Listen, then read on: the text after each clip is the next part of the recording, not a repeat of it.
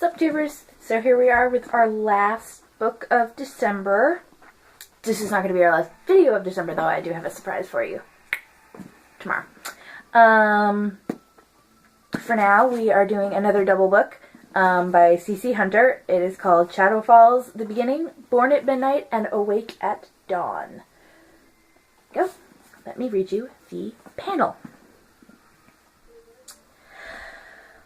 One night, Kylie Galen finds herself at the wrong party with the wrong people, and it changes her life forever. Her mother ships her off to Shadow Falls, a camp for troubled teens, but it quickly becomes clear that the kids at Shadow Falls are far from ordinary. They're supernatural, learning to harness their powers, control their magic, and live in the normal world. Kylie's never felt normal, but surely she doesn't belong here with a bunch of paranormal freaks either. Or does she? They insist Kylie is one of them, and that she was brought here for a reason. If only they can figure out what it is. As if life weren't complicated enough, enter Derek and Lucas. Derek's a half-fae who's determined to be her boyfriend, and Lucas is a smoking hot werewolf with whom Kylie shares a secret past. Derek and Lucas couldn't be more different, but they both have a powerful hold on her heart. As Kylie struggles to make sense of her feelings and her new abilities, the dark side of the supernatural world emerges. An evil lurking in the shadows is about to threaten everything she holds dear and bring her closer to her destiny.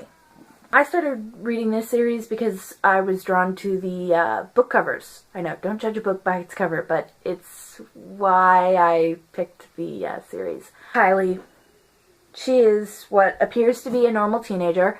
Even when she gets shipped off to Shadow Falls, she still appears to be a normal teenager because she doesn't have any outward powers. You don't see any powers on her at first, but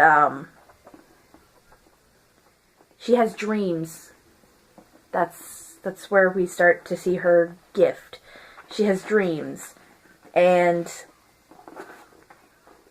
she can see ghosts, and that's where we start to see her powers there, and it scares her. She doesn't want anything to do with it, but she really doesn't have a choice in the matter. Plot summary is Kylie trying to learn who she really is and to figure out her dreams, to help the ghosts out that come to her for help. Not to mention she has to keep her two roommates from killing each other.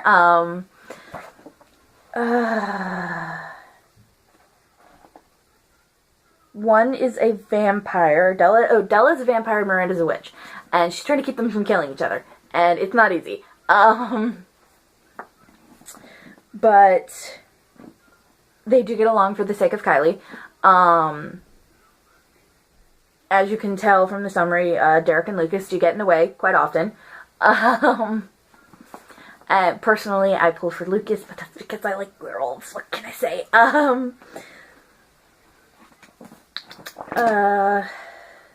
Yeah, and at the same time that she's trying to figure out who she is, she's trying to figure out what's going on in her world. There are these mysterious deaths all over the place. Is it deaths? Yeah, I think. Deaths, sorry. There are mysteries all over the place that she's trying to solve, and the government that the proportion of the government that oversees Shadow Falls is there all the time trying to figure things out and trying to shut the place down and put their noses where they don't belong. But,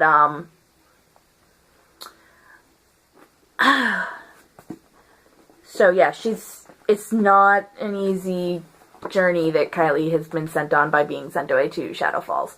But she finds her friends, she finds her enemies. Of course she finds her enemies. Doesn't every teenager. Highlights. I think the highlights would just be how well it's written, how well C.C. Hunter incorporated all the different supernatural species into one story, into one place. I mean, it's very well how she figured out how to do it with having vampires and werewolves and witches and fae and all these different things there in a camp together, and, you know, having them all there in a camp together working together, working side by side, it really is amazing how she was able to write it like that. I mean, I've tried to write something like that before, and it wasn't pretty, but I'm a little biased towards werewolves. Ew. Pros and cons of the book. Pros: how well everything is represented. Nothing feels overly commercialized. Nothing feels stereotyped. Kylie's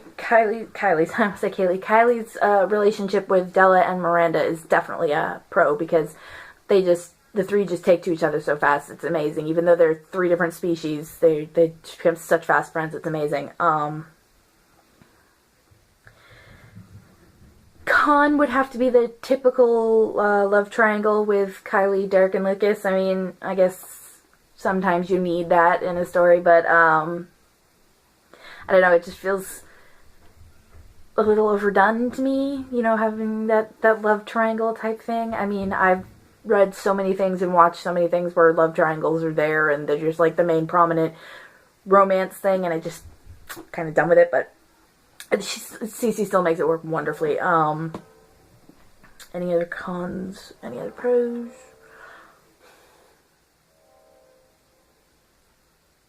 No other cons, no other pros. Overall review is extremely well written. Again, it's another book that's in third person, but that doesn't take away from the pull of it. It is a very, very well written book.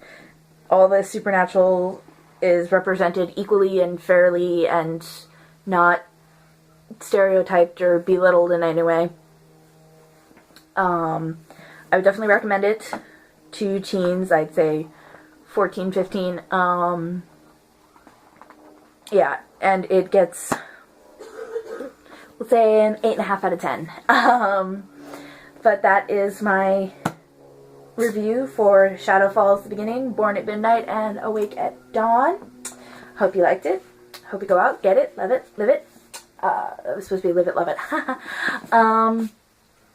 And that is my final book for the month of December.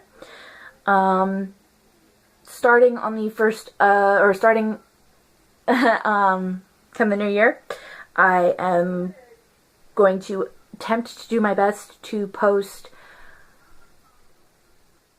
one video a week, planning it on Sunday, Monday, and Tuesday, filming it on Wednesday, Thursday and Friday for editing, and then posting on Saturday. I hope I can pull it off.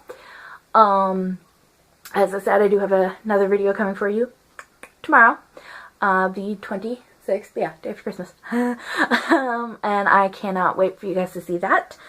For now, I hope you enjoyed this month of reviews. I cannot wait to try it again next year. Hopefully getting all 25 days, maybe even taking part in Vlogmas if my life is interesting enough by then. And I will see you guys next time.